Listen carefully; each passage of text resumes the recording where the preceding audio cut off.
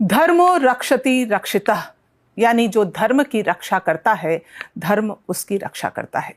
नमस्कार, आप देख रहे हैं स्पॉटलाइट विद श्वेता और मैं हूं श्वेता रंजन। आज हम एक ऐसे संत से सीधी बात करने जा रहे हैं जो अपने विचारों से जितना समर्थन पाते हैं उतनी ही आलोचना भी झेलते हैं। वो धर्म की बात करते हैं लेकिन समाज के सबसे संवेदनशील मुद्दों पर भी चुप नहीं रहते।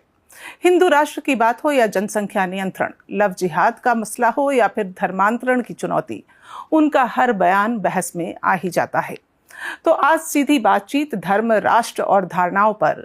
स्वागत है महामंडलेश्वर स्वामी प्रबोधानंद गिरि जी का। आपका स्वागत है स्वामी जी। आपका भी बहुत बहुत धन्यवाद।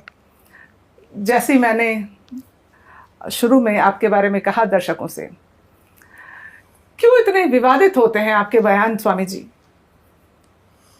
सत्य को लोग परास्त करने का प्रयास करते हैं और जब सत्य को परास्त करने का प्रयास करते हैं तो विवाद होता है उत्पन्न। लेकिन कभी सत्य परास्त नहीं होता, विवाद करने वाले ही परास्त होते। मेरा ये जीवन का व्यक्तिगत अनुभव है। जब आप सत्य पर चलेंगे थोड़ी कठिनाई ज़्यादा आती हैं, क्योंकि असत्य को लोग समर्थन देने वाले ज़्यादा होते, उनकी भेड़ चाल होती है। लेकिन सत्य को समर्थन देने के लिए बहुत साहस जुटाते हैं लोग, या सत्य को समर्थन नहीं देते लोग, या मौन रहते हैं। तो मौन रहना मानते बहुत अच्छे हैं, और वास्तव में सत्य का जो नुकसान होता है, धर्म का जो नुकसान होता है, ये तथाकथित शरीफ लोगों के कारण से होता है जो चुप रहते हैं।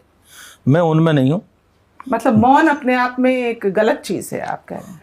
आप धर्म के विषय पर मौन रहना ये अपराध नहीं, महाअपराध है। उदाहरण के रूप में द्रौपदी का चीरहरण हुआ था, आपको ध्यान है, और धर्म के पितामह, धर्म के प्रतीक थे, वो मौन रहे। और मौन रहने के कारण से तुमको इतना बड़ा पाप लगा।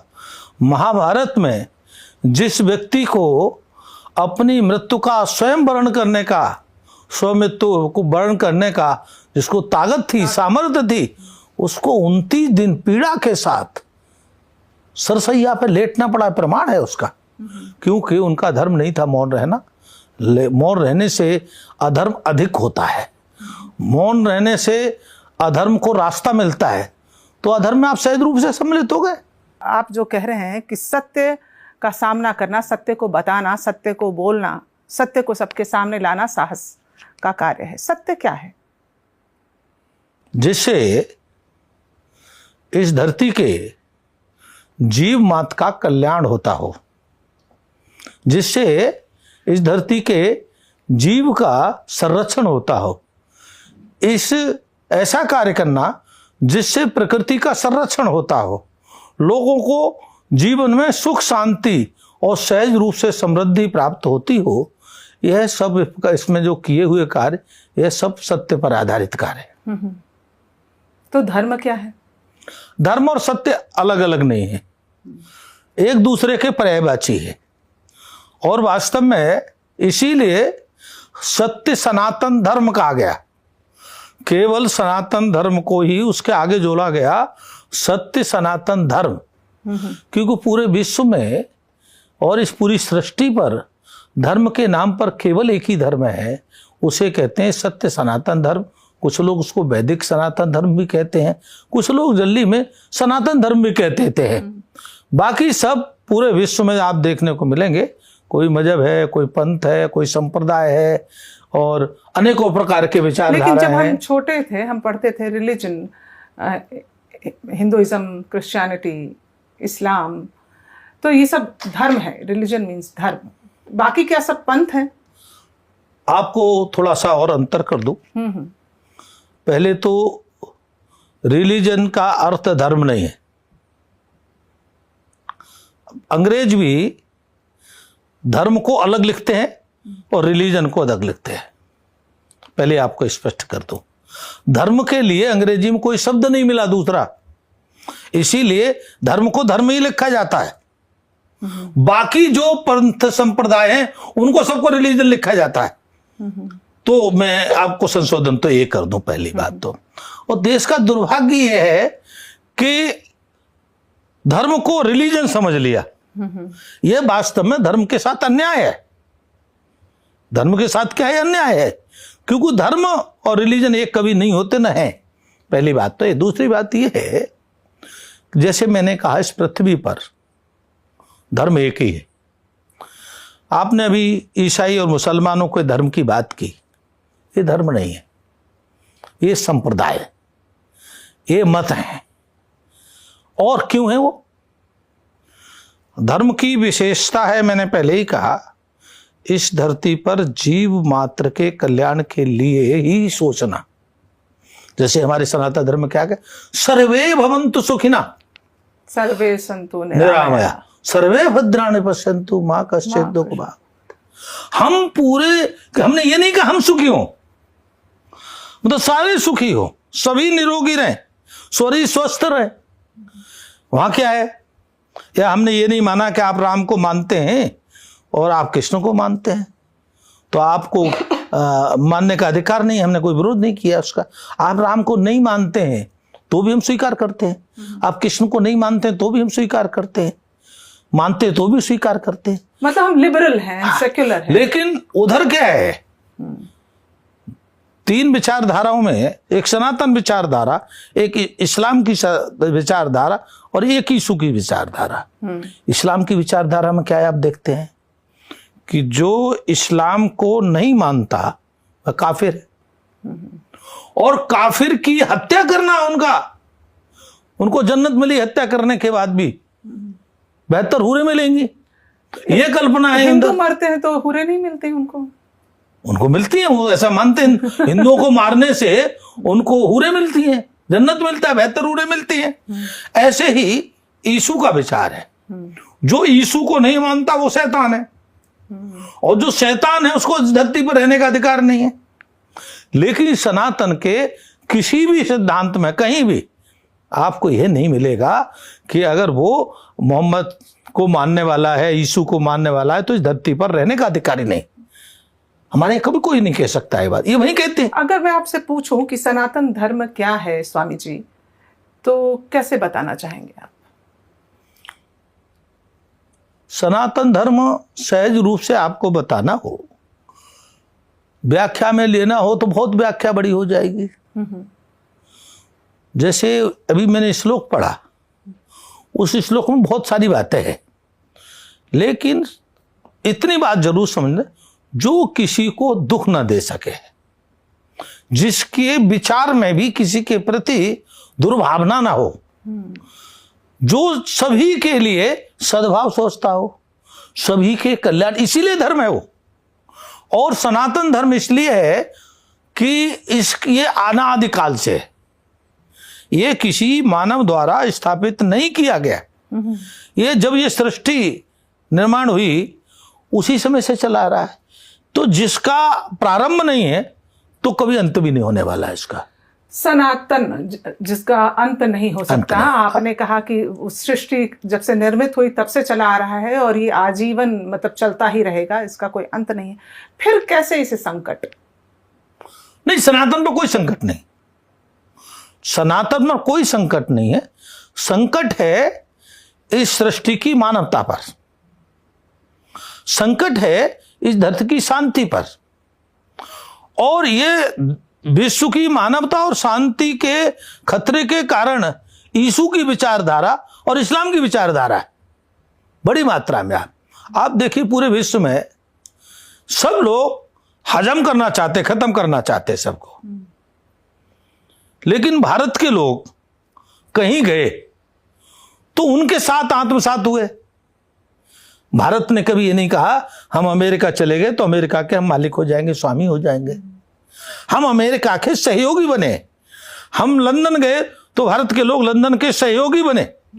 जैसे मैंने जानकारी मिली है कि अगर लंदन में भारतीय डॉक्टर हड़ताल कर दें तो वहां चिकित्सा सुविधा नहीं मिलेगी।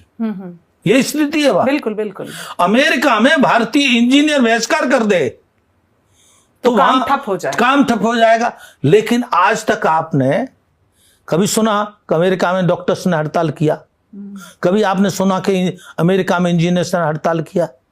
आप सुनेंगे तो क्या भारत में ही सुनते हैं।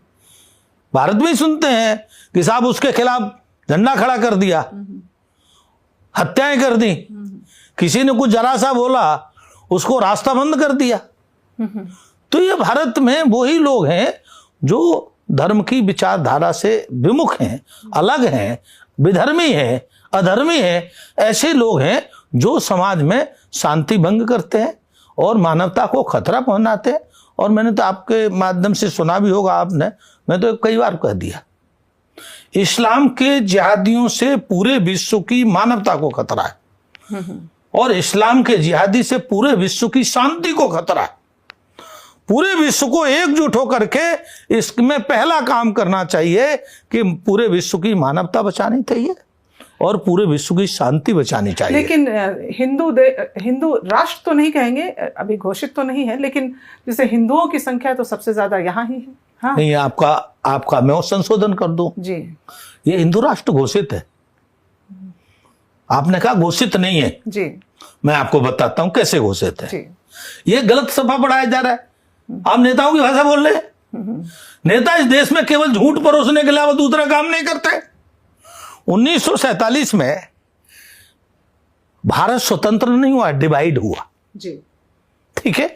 डिवाइड में एक एग्रीमेंट बना और एग्रीमेंट ये बना कि बांग्लादेश और पाकिस्तान मुसलमानों के रह जाएगा।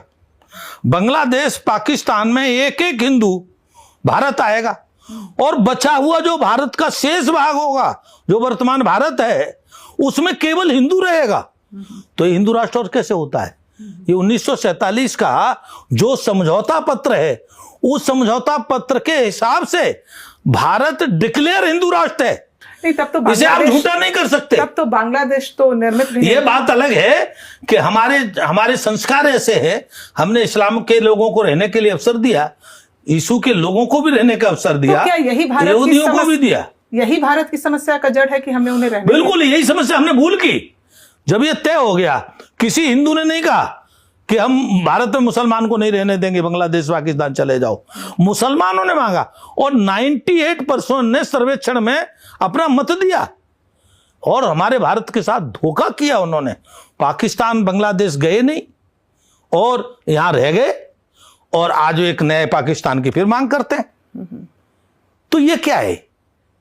ये और अब मिलने वाला नहीं है। हम तो साफ कहते हैं कि भाई आप एग्रीमेंट जो आपने किया था, एग्रीमेंट निकाल लो।